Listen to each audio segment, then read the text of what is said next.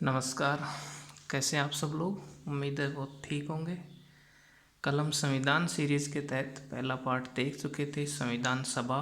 संविधान सभा कैसे बनी, भारतीयों पर ब्रिटिश रूल था, कैबिनेट मिशन भारत में आया, अगस्त प्रस्ताव, कैबिनेट मिशन, क्रिप्स प्रस्ताव, उद्देश्य प्रस्ताव, ये सब जो चर्चाएं थी ये कैबिनेट मिशन के ही तहत इर्द गिर्द घूमते थे, जो भारत की संविधान सभा के लिए बनाई गई थी। भारत की संविधान सभा के कल हम चर्चा कर चुके थे, उसमें कैसे कैसे आगे बढ़े, उसकी कितनी कमेटियां बनी, उनका अध्यक्ष कौन कौन था, संविधान सभा कितने दिनों में बनी, कितना खर्चा हुआ उसके ऊपर, उससे आगे की चर्चा हम आज करेंगे। देखिए, भारत का संविधान विश्व का सबसे बड़ा लिखित संविधान है, इसलिए इसको समझना उतना ही कठिन है लेकिन उतना ही सिंपल भी है। ये कैसे? देखिए, भारत के संविधान में कुल मिलाकर 395 अनुच्छेद हैं, 395 आर्टिकल्स हैं। मूल संविधान की मैं बात कर रहा हूँ, मूल संविधान में। और मूल संविधान में 8 शेड्यूल्स यानी कि अनुसूचियां हैं, 8 और 22 भाग। ये भारत के मूल संविधान की बात है। अब इन सब का अध्ययन करने के लिए हमें समय भी लगेगा, हमें 10-15 क्लास लगेंगे इन सबको समझाने के लिए। तो हमने इसी के तहत नए कार्यक्रम संविधान सीरीज की कल से शुरुआत की थी। तो आइए, इनमें सबसे पहले हम अनुसूचियों को देख लेते हैं। छोटा पार्ट है, एग्जाम की दृष्टि से बहुत इंपॉर्टेंट पार्ट है। एग्जाम में अब की बार भी IAS PT में 2 क्वेश्चन अनुसूचियों से पूछे थे। RAS हो, 3rd ग्रेड हो, टीचर हो, पटवार हो, अनुसूचियों से कोई ना कोई क्वेश्चन पूछा जाता है और ये बेहद सिंपल है। अब भारत के संविधान में 12 अनुसूची हैं, जिनको एक एक करके हम समझते हैं। देखिए, अनुसूचियों की अगर मैं बात करूँ तो भारत के संविधान में, मूल संविधान में 8 अनुसूची थी और अब है 12 अनुसूची। ये 4 अनुसूची बाद में जोड़ी गई। क्या क्या इनके अंदर है उसमें एक एक हम विस्तार से वर्णन करेंगे। ये पहली अनुसूची, प्रथम अनुसूची हम इसको कह सकते हैं। प्रथम अनुसूची भारत के संविधान की कहती है, भारत जैसे प्रथम अनुच्छेद कहता है कि भारत राज्यों का संघ होगा, उसी हिसाब से प्रथम अनुसूची कहती है कि भारत का संघ और उसका राज्य क्षेत्र। भारत के संघ किसको कहेंगे, उसमें कितने राज्य हैं, उनका क्षेत्र क्या है, उनका क्षेत्रफल कितना है, कौन कौन से की क्या राजधानी है, कौन कौन सा कहाँ अवस्थित है, उनकी जियोग्राफिकल लोकेशन क्या है, इस सब की बात हम किस में करते हैं? फर्स्ट शेड्यूल में, प्रथम अनुसूची में। सेकंड अनुसूची में हम क्या करते हैं? सेकंड अनुसूची, भारतीय संविधान की सेकंड अनुसूची कहती है कि केंद्र सरकार के वेतन भत्ते, केंद्र राज्य सरकार जिनके वेतन भत्तों की बात की जाती है कि इनको वेतन भत्ते कब, कैसे, कहाँ, कौन देगा इनको वेतन भत्ते, उनकी बात किस में की जाती है? द्वितीय अनुसूची में। इसमें आ गए राष्ट्रपति, आ गए इसमें उपराष्ट्रपति, आ गए राज्यपाल, संसद के अध्यक्ष, विधानसभा अध्यक्ष, न्यायाधीश, कैग आ गया इसमें, नियंत्रक परीक्षक आ गया इसमें। उन सब का वेतन भत्तों की बात इसमें की गई है। किसको वेतन किससे मिलेगा, भारत की संचित निधि से मिलेगा या किस निधि से मिलेगा, उस सब की बात सेकंड शेड्यूल में की गई है। तीसरी अनुसूची में बात की गई है शपथ की। जो थर्ड शेड्यूल है भारतीय संविधान का, थर्ड शेड्यूल में बात की है शपथ। जो प्रमुख प्रमुख पदाधिकारी हैं उनको शपथ कैसे दिलाई जाएगी, उनकी शपथ भी अलग अलग होती है। जैसे राष्ट्रपति की शपथ अलग होती है, बाकी की अलग होती है। और शपथ बोलते हैं ओथ, इनका ओथ प्रोसेस क्या क्या होगा, उन सब की बात की गई है थर्ड अनुसूची में। चौथी अनुसूची में बात की गई है विभिन्न राज्यों के, फोर्थ शेड्यूल, विभिन्न जो राज्य हैं उन सब में राज्यसभा सीटों का बंटवारा, राज्यसभा की कितनी सीटें होंगी, उन सब का बंटवारा इस किसके अंदर किया गया? Fourth schedule. जैसे राजस्थान में राज्यसभा की 10 सीटें हैं, इसका निर्धारण कौन करता है? फोर्थ शेड्यूल के अंदर लिख रखा है कि राजस्थान में राज्यसभा की 10 सीट होंगी। उसी प्रकार से कौन से राज्य में कितनी सीटें होंगी, कुल भारत में राज्यसभा की कितनी सीटें होंगी, उन सब के बारे में फोर्थ शेड्यूल के अंदर वर्णन किया गया। फिफ्थ जो शेड्यूल है वो भारतीय संविधान के अनुसूची में फिफ्थ शेड्यूल बात की गई है हमारे SC और ST की। ओथ हो गया हमारा, राज्य संघ हो गया, केंद्र सरकार का वेतन भत्ता हो गया। अब राज्यसभा में प्रतिनिधि की चौथी अनुसूचित। अब अनुसूचित क्षेत्र और जनजातियों का जो क्षेत्र है उनकी बात हम करते हैं फिफ्थ शेड्यूल में। फिफ्थ शेड्यूल था हमारा, इसमें अनुसूचित क्षेत्र और जनजाति यानी कि ट्राइब्स, इनके ऊपर कुछ विशेष प्रावधान किया गया है। कौन सी अनुसूची में? फिफ्थ शेड्यूल के अंदर। 5वें उनमें शेड्यूल कास्ट के ऊपर कौन कौन से क्षेत्र में ये शेड्यूल कास्टें पाई जाती हैं, उनमें कौन कौन सी जनजातियां, उनके विशेष प्रावधान किए गए हैं फिफ्थ शेड्यूल के अंदर।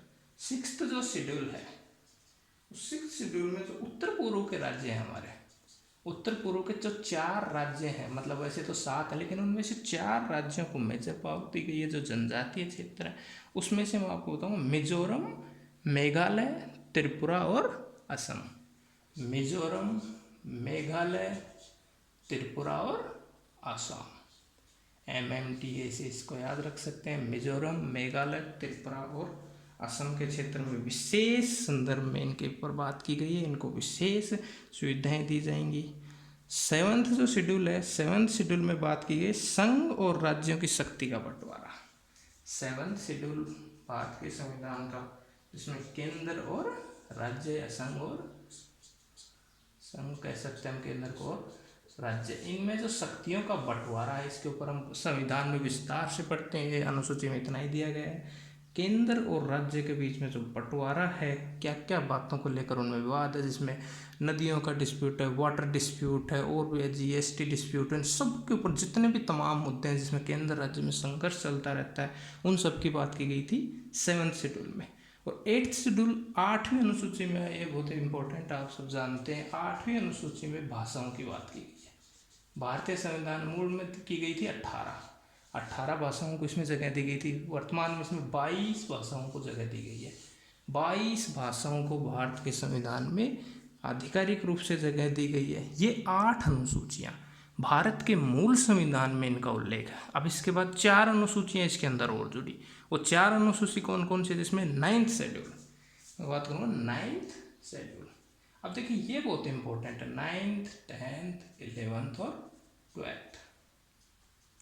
इनमें क्या किया, 9th जो शेड्यूल है उसको 1951 में जो भारत का पहला संविधान संशोधन हुआ था, 1951 में भारत के पहले संविधान संशोधन में, आप सब जानते हैं पहला संविधान संशोधन हुआ जिसमें आर्टिकल 19 में जो दिया गया था, जिसमें वाक और स्वतंत्र वाक अभिव्यक्ति की जो स्वतंत्रता थी, और जो 31 क और 30 का ख था उसमें तो नए अनुच्छेद जोड़े गए थे। उसी के तहत फर्स्ट जो अमेंडमेंट हुआ था भारत के संविधान का, उसमें 9th शेड्यूल को भी जोड़ा गया था। 9th शेड्यूल किसको बोलते हैं कि इसमें भूमि सुधार बेसिकली लिया गया था कि वो कानून भूमि सुधार से संबंध, भूमि सुधार के संबंध में बहुत प्रॉब्लम्स हो रही थी, हमने देखा था पहले भी। तो पंडित जवाहरलाल नेहरू ने ये बड़ी बुद्धिमानी से खेला कि एक ऐसा शेड्यूल बनाया जाए, कि एक ऐसी अनुसूची बनाया जाए जिसमें यदि हम कोई कानून को डाल दें तो उसमें फिर उसको कोर्ट में चुनौती नहीं दी जा सकती, कोर्ट में इसको चुनौती नहीं दी जा सकेगी। ऐसा 9th शेड्यूल में क्या, हालांकि ये अब कारगर नहीं है, 9th शेड्यूल अब कारगर नहीं है। 2007 में कोर्ट का ये निर्णय था कि 1973 के बाद जितने भी शेड्यूल 9th शेड्यूल में डाले गए हैं, जितने भी मुद्दे, उनके ऊपर कानूनी प्रक्रिया चल सकती है, कोर्ट उनके ऊपर संज्ञान ले सकता है। लेकिन तब की बात अलग थी, तब 9th शेड्यूल में यदि कोई मुद्दा डल जाता था तो उसके ऊपर कोर्ट बेबस हो जाता था, कोर्ट उसके ऊपर कोई निर्णय नहीं ले सकता था। उसी प्रकार 10th शेड्यूल आया। 10th शेड्यूल की अगर हम बात करें तो ये दल बदल विरोधी, आपने पहले भी सुना होगा, बहुत सारे नेता ऐसे थे जो बहुत सारे दलों बदलते थे। जैसे इसमें एक हरियाणा का एक मंत्री था, आया गया राम उसका नाम था, उसको बोलते हैं आया राम गया राम का एक परिवार, उस टाइम चला था एक डायलॉग। उसने एक ही दिन में 3 पार्टियां बदली थी। उसको ध्यान में रखते हुए इन्होंने ये किया कि अब कोई नेता इतनी पार्टी चेंज ना करे, अगर चेंज करे तो उसकी सदस्यता रद्द की जाए। उसके लिए 52वां संविधान संशोधन लाया गया। 52वें संविधान संशोधन में बात कही गई कि भाई अब अगर कोई चेंज अपना दल चेंज करेगा तो उसकी सदस्यता निरस्त हो जाएगी। और फिर 1985 में इसके तहत 1985 में 52वां संविधान संशोधन दल बदल विरोधी कानून लाया गया और इस अनुसूची को ऐसे जोड़ा गया। 11वीं अनुसूची, देखिए 11वीं और 12वीं अनुसूची है वो हमारे पंचायती राज और नगर व्यवस्था, नगर का जो स्वशासन है उसके प्रति लाई गई थी। 11वीं अनुसूची जो हमारा 73rd अमेंडमेंट था 1992 में हुआ था, हालांकि इसको पारित 1993 में किया गया था। इसमें ये कहा पूरे भारत में पंचायती राज व्यवस्था चालू की गई। पंचायती राज व्यवस्था को इसमें शुरू किया गया। हालांकि आंध्र प्रदेश, राजस्थान जैसे ऐसे राज्य थे जिनमें 1956 या 1959 से ही इनमें पंचायती राज शुरू हो चुका था, लेकिन इस अनुसूची के आने के बाद पूरे भारत में पंचायती राज व्यवस्था चालू हो गई। वैसे ही ये पंचायतों के लिए था, यानी ग्राम प्रशासन के लिए था। वैसे ही 12th अनुसूची में किसके लिए किया गया था? नगर पालिका यानी कि नगर प्रशासन के लिए। इसको भी 74th अमेंडमेंट बोलते हैं। ये भी 92 में आया, 93 में पारित हो गया, 94, 93 और 94 में पारित हुआ। इस तरह से भारत के संविधान की 12 अनुसूचियों को हमने एक साथ देखा। अब देखिए इसके लिए मैंने आप सबके लिए ये सिंपल हो जाए, क्योंकि ये बहुत इंपॉर्टेंट है। ये कहने को तो 5 मिनट का टॉपिक है, लेकिन ये इतना इंपॉर्टेंट है एग्जाम की दृष्टि से। मैंने कई बार इसमें से क्वेश्चन आते देखे, इसलिए मैंने इसके ऊपर चर्चा करना इंपॉर्टेंट है। और संविधान के शुरू में ही इसके ऊपर अगर चर्चा कर ली जाए तो आगे इसमें दिक्कत नहीं आएगी। या तो ये संविधान के शुरू में पढ़ाया जाता है या संविधान के लास्ट में, तो मैंने सोचा इसको शुरू में ही लिया जाए। अब इसके लिए मैंने एक फॉर्मूला बनाया कि इसको याद कैसे रख सकते हैं। तो देखिए इसको याद रखने के लिए एक फॉर्मूला मैं आपके लिए लेके आया हूँ कि एस और SC जनसंघ भाषा से बदला पचनगर। अब मैंने एक फॉर्मूला बनाया, एक कहावत, एक मुहावरे के रूप में कह दी, लेकिन अब इसको देखें कैसे कि एस और ठीक SC जनसंघ भाषा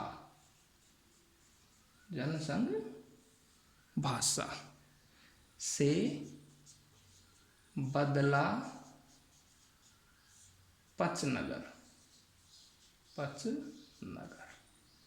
इस फॉर्मूले में अगर हम डालें तो भारत के संविधान की 12 अनुसूचियां इसके अंदर। अब कैसे हैं वो मैं बताता हूँ आपको। देखिए फर्स्ट अनुसूची में देखता हूँ एस यानी स्टेट की बात की गई। स्टेट यानी संघ या राज्य। मैंने आपको बताया था कि प्रथम अनुसूची में संघ या राज्य क्षेत्र संबंधित बात की गई है कि भारत एक संघ होगा, उसके अंदर राज्य शामिल होंगे। कितने राज्य थे उस टाइम? 26 राज्य, 7 केंद्र शासित प्रदेश थे, उनकी बात की। तो एस से मतलब स्टेट। और दूसरा एस मतलब सैलरी, यानी कि वेतन भत्तों की बात की तो सैलरी। एस स्टेट और सैलरी की बात की गई है फर्स्ट और सेकंड अनुसूची में। फिर ओ यानी ऑथ यानी शपथ। थर्ड शेड्यूल में बात की गई है शपथ की। मैंने बताया था राष्ट्रपति, उपराष्ट्रपति, कैग, ये जो न्यायालयों के उपबंधक हैं, नियंत्रक, महालेखा परीक्षक हैं, इन सब की जो शपथ की बात की गई वो थर्ड शेड्यूल के अंदर की गई है।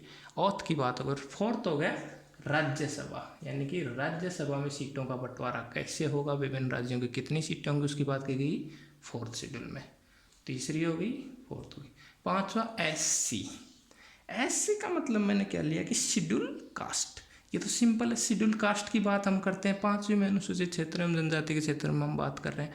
5वीं में इनके ऊपर विशेष प्रावधान किए गए हैं।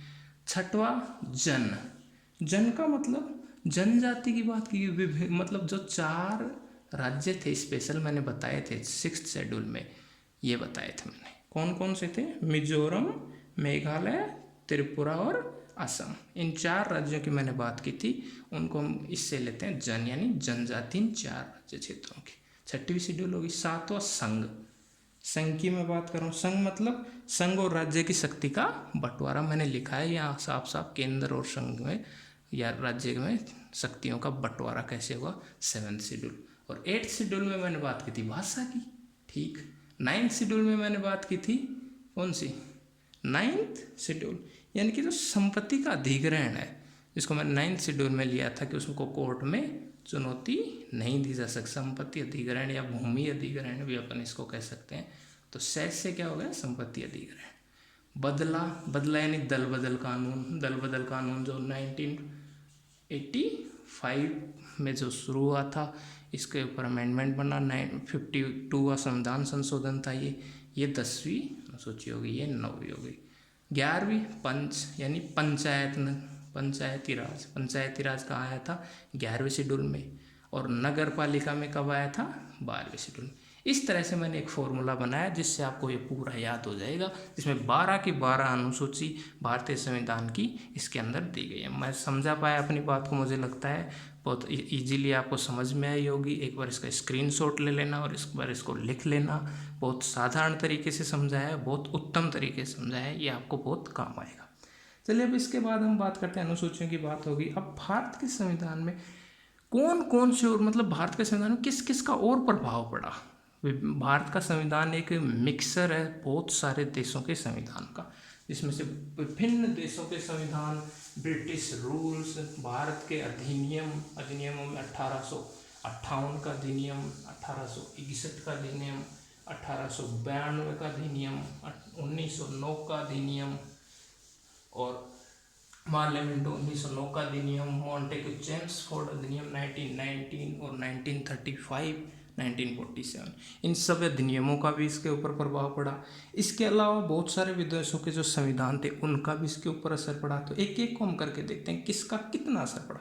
तो देखिए सबसे पहले तो हम बात कर लेते हैं ब्रिटेन की। ब्रिटेन की बात हम फर्स्ट में क्यों कर रहे हैं? क्योंकि ब्रिटेन का अधिशासित राज्य था भारत, उपनिवेश था भारत।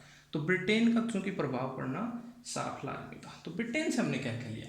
देखिए ब्रिटेन से पहली ही चीज़ ले लिया हमने संसदीय शासन। भारत अध्यक्षात्मक ना होगा, कैसा है? संसदात्मक शासन। भारत में संसद संप्रभु है। ओके, फिर उसके बाद हमने लिया रूल ऑफ लॉ। भारत में विधि का शासन है, विधि सर्वोच्च है भारत में, उसके अधीन है सब कुछ, विधि ही सर्वोच्च है। विधि के समक्ष समानता का सिद्धांत है, विधि निर्माण की प्रक्रिया भी होती है। उसके बाद हमने क्या लिया? जो ब्रिटेन से ली वो हमने ली इकहरी नागरिकता। याद रखना अमेरिका में दोहरी नागरिकता है, एक स्टेट की नागरिकता होती है, एक केंद्र की नागरिकता, लेकिन ब्रिटेन में इकहरी नागरिकता है और भारत में भी इकहरी नागरिकता है, जो हमने कहाँ से ली? ब्रिटेन से ली। इसके बाद हमने एकीकृत न्यायपालिका ब्रिटेन से ली, जिसमें नकारात्मक अवधारणा हम देख लें कि विधि के समक्ष समता कैसे है। राष्ट्रपति की जो क्षमादान की शक्तियाँ हैं वो भी हमने कहाँ से ली थी? ब्रिटेन से ली थी। राष्ट्रपति, भारत के राष्ट्रपति को एक रबड़ स्टैंप है, उसी तरह से वो राष्ट्रपति ब्रिटेन में भी रबड़ स्टैंप है। तो वहाँ से हमने राष्ट्रपति की क्षमादान शक्ति ली। हालांकि अमेरिका में राष्ट्रपति बहुत पावरफुल है, वहाँ रबड़ स्टैंप नहीं है, वहाँ सर्वे सर्वा राष्ट्रपति है। अब देखिए हम अमेरिका की बात कर लेते हैं। यूएसए से हमने क्या क्या लिया? तो यूएस एक फेडरल कंट्री, आप सब जानते हैं फेडरल कंट्री है यूएसए। ओके, यानी कि संघीय है और संघात्मक व्यवस्था में क्या क्या होता है? संघात्मक व्यवस्था की जो मूल बातें होती है उसमें पहली बात तो ये होती है कि वहाँ सर्वोच्च न्यायपालिका होती है। न्यायपालिका क्या होती है? सर्वोच्च होती है। ज्यूडिशरी सर्वोच्च होती है, पहली बात। दूसरी बात, हमारे जो संविधान में मौलिक अधिकार है, फंडामेंटल जो राइट्स हैं, वो हमने यूएसए से लिए हैं। याद रखना फंडामेंटल राइट्स यूएसए के संविधान में भी बाद में जुड़े थे, लेकिन भारत ऐसा देश है जिसके मूल संविधान में फंडामेंटल राइट्स की बात की गई है। तीसरी बात, हमने उपराष्ट्रपति का जो पद है, उपराष्ट्रपति, वो हमने कहाँ से लिया है? यूएस से लिया है। तो उच्च सदन में जो राज्यों का जो प्रतिनिधित्व, जैसे वहाँ पर जो प्रतिनिधित्व सीनेट में होता है, वैसे ही हमारे यहाँ राज्यसभा में प्रतिनिधित्व होता है, वो हमने कहाँ से लिया? अमेरिका से। उसके बाद न्यायिक पुनरावलोकन, जुडिशरी रिव्यू, ये हमने अमेरिका से लिया। जुडिशरी रिव्यू का मतलब है ऐसा कानून जो व्यवस्थापिका बनाती है, लेकिन उसके ऊपर न्यायपालिका उसकी वैधता की जांच करती है कि ये सही है या गलत है, उसको जुडिशरी रिव्यू कहते हैं। ये अमेरिका का संविधान का बहुत महत्वपूर्ण बिंदु है, इसको हमने अमेरिका से ग्रहण किया है। इसके बाद हम प्रस्तावना में अगर हम देखते हैं तो प्रस्तावना में एक शब्द लिखा है हम भारत के लोग, हम भारत के लोग। जैसे उसमें भी वहाँ लिखा है कि we are the people of America, वैसे ही हम भारत के लोग हमने शब्द कहाँ से लिया है? यूएस से लिया है। इसके अलावा विधि के समक्ष जो समानता है, शासन है, वो भी हमने कहाँ से लिया है? अमेरिका से। महाभियोग की जो प्रक्रिया है, जो राष्ट्रपति पर या इन पर मुख्य न्यायाधीश पर महाभियोग चलता है, अनुच्छेद 61 के अनुसार राष्ट्रपति, वो हमने कहाँ से लिया है? अमेरिका से लिया है। इस तरह से अमेरिका के संविधान का हमारे संविधान के ऊपर बहुत बड़ा प्रभाव है। तीसरी बात अगर मैं करूँ तो तीसरे रूप में मिलता है यूएसएसआर। देखिए आज का रसिया, लेकिन उस टाइम का USSR, union of Soviet socialist Republic. तो उस टाइम हमने क्या क्या लिया था? उस टाइम हमने दो इंपॉर्टेंट चीज़ें ली थी। देखिए नेहरू जी थे प्रधानमंत्री, तो नेहरू जी के ऊपर साफ साफ समाजवाद का प्रभाव था। इंदिरा गांधी उनकी बेटी थी, उनके ऊपर भी थोड़ा थोड़ा समाजवाद का प्रभाव था। तो समाजवाद हमने वहीं से लिया, जिसको हमने बाद में 42 अमेंडमेंट 1976 में प्रस्तावना में भी जगह दी। उसके बाद मौलिक कर्तव्य, मौलिक कर्तव्य हमने कहाँ से लिए? यूएसएसआर से। यूएसएसआर के संविधान का हमारे संविधान पर इतना प्रभाव है। चौथा मैं देखता हूँ कनाडा। कनाडा से भी हमारे संविधान पर बहुत सारे प्रभाव पड़े। जैसे कनाडा यूनियन था, हमने याद रखना हमारे भारत के संविधान में फेडरल शब्द का यूज नहीं हुआ है संविधान में, बल्कि यूज हुआ है union, India as a union. और ये यूनियन हमने कहाँ से लिया था? कनाडा से लिया था। व्यापार वाणिज्य के संबंध में और संघात्मक शासन प्रणाली में। संघात्मक देखिए कनाडा भी है, संघात्मक अमेरिका भी, लेकिन हमने संघात्मक कौन सा लिया? कनाडा वाला संघात्मक लिया था। इसके बाद मैं बात करता हूँ आयरलैंड की। आयरलैंड से हमने जो इम्पोर्टेंट बात थी, जो काफ़ी कंपटीशन में भी आता है, कि आयरलैंड से हमने एक तो नीति निर्देशक तत्व लिया था। डीपीएसपी हमने कहाँ से लिया था? आयरलैंड से लिया था। Directive principle of state policy, Bharat के संविधान का जो चौथा भाग है उसमें डीपीएसपी का वर्णन किया गया है, अनुच्छेद 36 से 51 तक, वो हमने आयरलैंड के संविधान से लिया था। राष्ट्रपति का भारत में चुनाव जो होता है, राष्ट्रपति का इलेक्शन एकल संक्रमणीय पद्धति के द्वारा राष्ट्रपति का इलेक्शन होता है, वो हमने आयरलैंड के संविधान से लिया था। उसके बाद जो राज्यसभा में जो भारत का राष्ट्रपति 12 सदस्यों को मनोनीत करता है भारत का राष्ट्रपति, वो हमने आयरलैंड से लिया है। इसके अलावा हम फ्रांस से भी बहुत सारी चीज़ें ले, विभिन्न देशों का भारत के संविधान पर प्रभाव पड़ा, जिसमें फ्रांस को मैं ले लेता हूँ। फ्रांस में हमने लिया गणराज्य। भारत एक गणराज्य है। गणराज्य की मैंने परिभाषा कल बताई। गणराज्य वो होता है जिसका जो राष्ट्राध्यक्ष होता है वो डायरेक्ट या इनडायरेक्ट जनता के द्वारा चूज होना चाहिए, ना कि वो होना चाहिए, मतलब कोई राज सत्तात्मक परिवार से नहीं होना चाहिए, कोई राजा के परिवार के खानदान से नहीं होना चाहिए, बल्कि वो एक आम आदमी की तरह चुना हुआ होना चाहिए, डायरेक्ट या इनडायरेक्ट। और भारत का राष्ट्रपति ऐसे ही चुना जाता है। जबकि ब्रिटेन की महारानी क्या है? एक राज परिवार से, ऐसा नहीं है। जर्मनी के संविधान से हमने क्या लिया? छठा हम फ्रांस से, जर्मनी के संविधान से हमने लिया आपातकाल।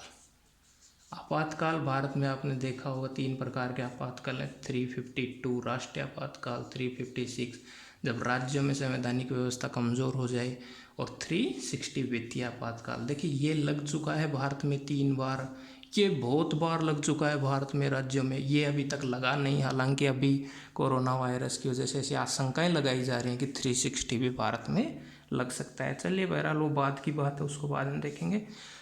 8वीं बात हम देखते हैं साउथ अफ्रीका। साउथ अफ्रीका के संविधान से भी हमने संविधान संशोधन लिया। संविधान संशोधन की शक्ति भारत के संविधान कौन से अनुच्छेद में?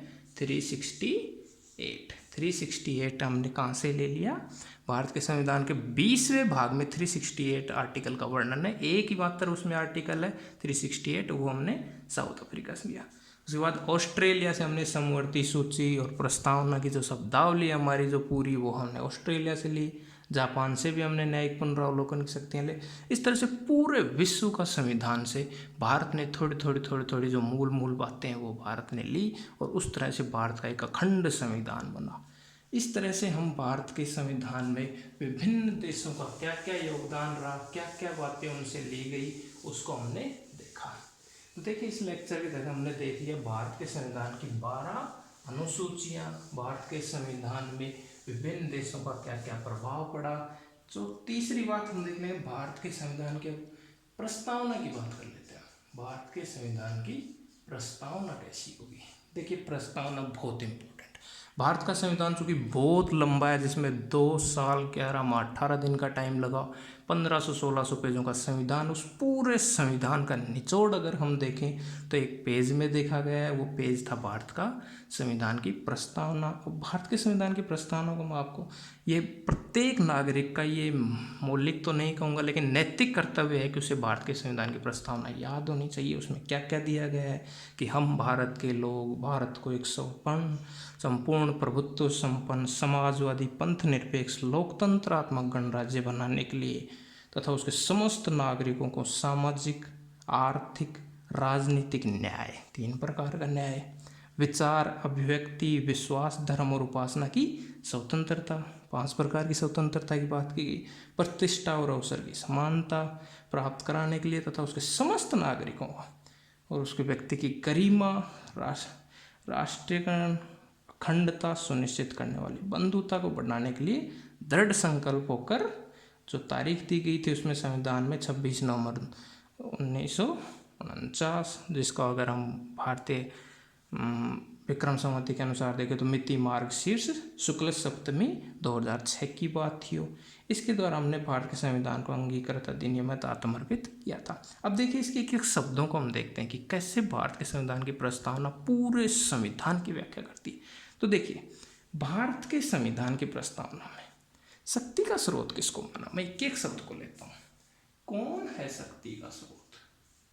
कौन है शक्ति का स्रोत? तो शक्ति का स्रोत है भारत के लोग। भारत के लोगों में अंतिम शक्ति की बात की गई है, शक्ति।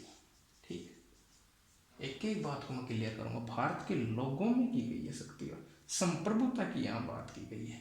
दूसरी बात, किसको बना रहे हैं, वो कैसा राज्य बनाना चाह रहे हो, कैसी राज्य की प्रकृति होगी।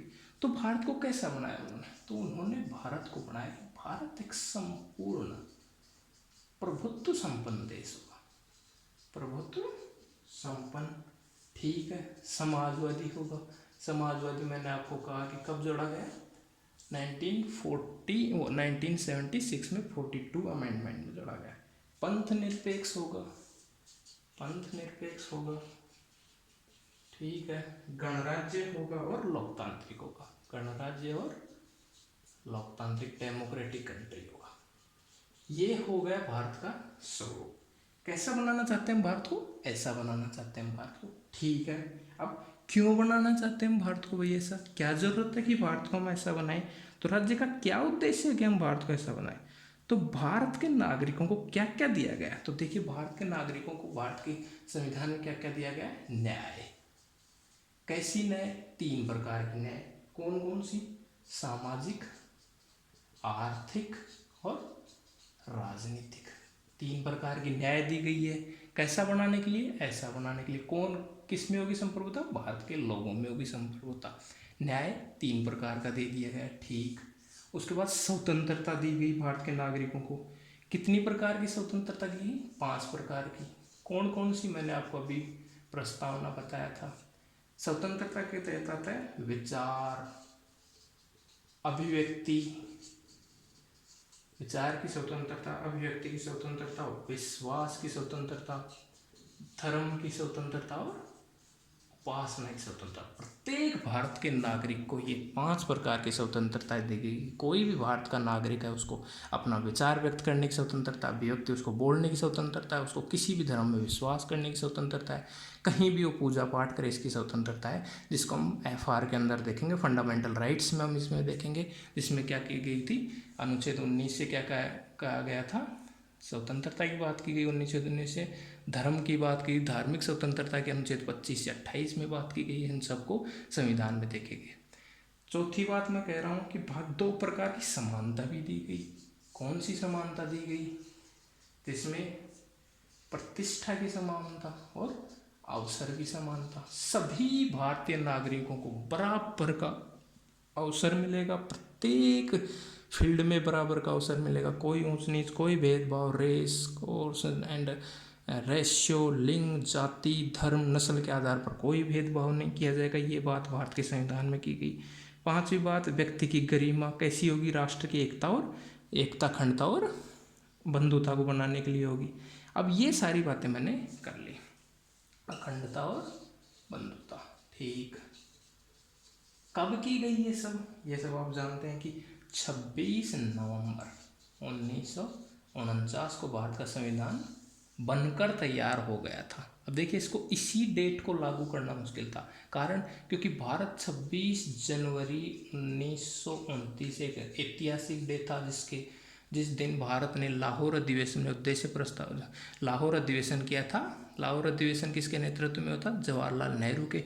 उसमें भारत ने स्वराज्य अपनाया था। उस दिन को यादगार बनाने के लिए भारत के संविधान को 26 नवंबर को ना लागू करके 26 जनवरी 1950 को लागू किया गया। कुछ प्रावधान इसी डेट को लागू हुए थे।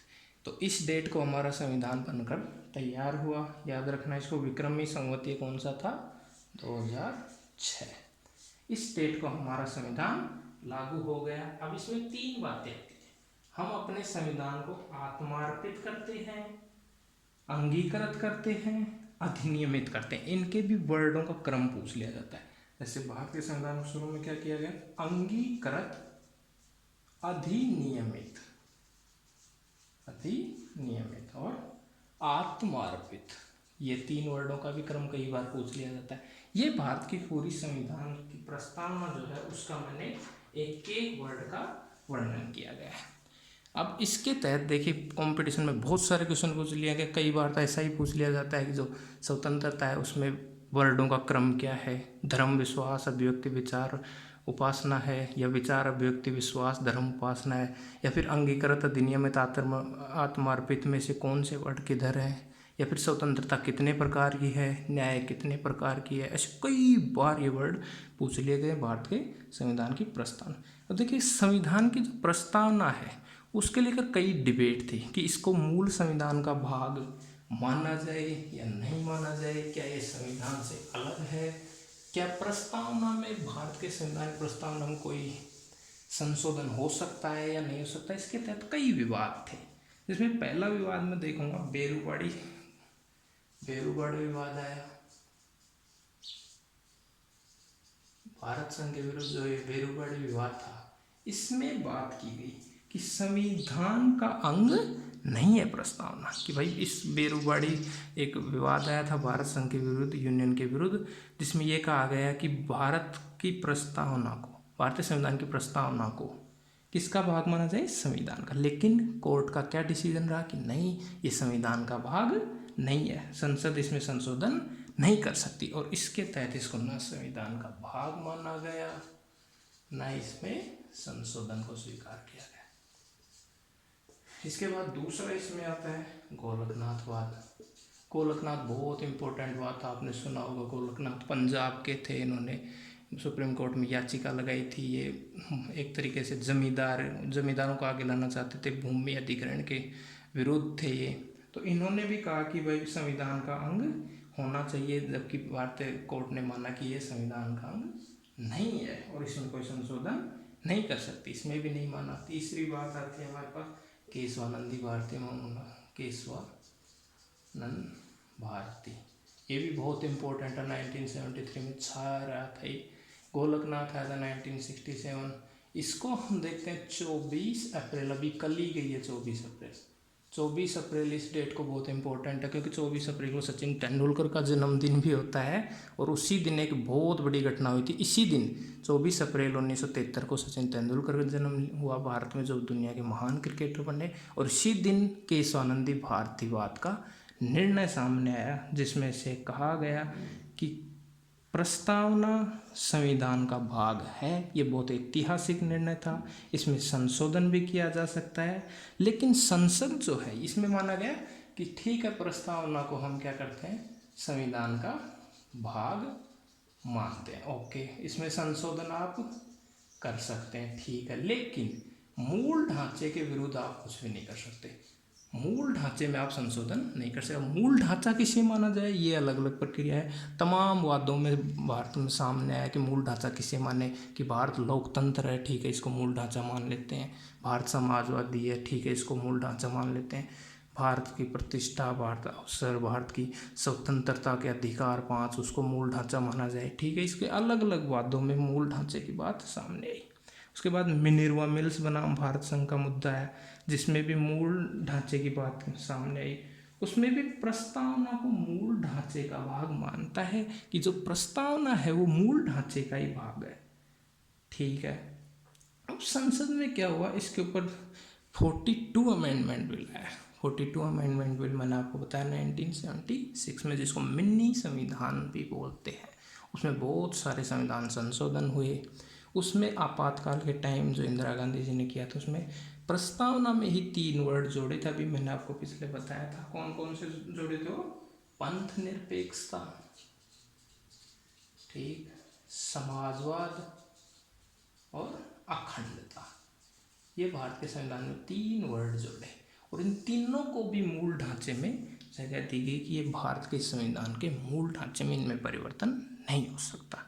मैं उम्मीद करता हूँ कि आप सबको भारत के संविधान की अनुसूचियाँ कहाँ कहाँ से हमने क्या क्या ग्रहण किया भारत के संविधान में वो, और भारत की प्रस्तावना संविधान की आपको समझ में आएगी। अगर समझ में आया तो चैनल को लाइक कीजिए, सब्सक्राइब कीजिए और शेयर कीजिए। Thank you.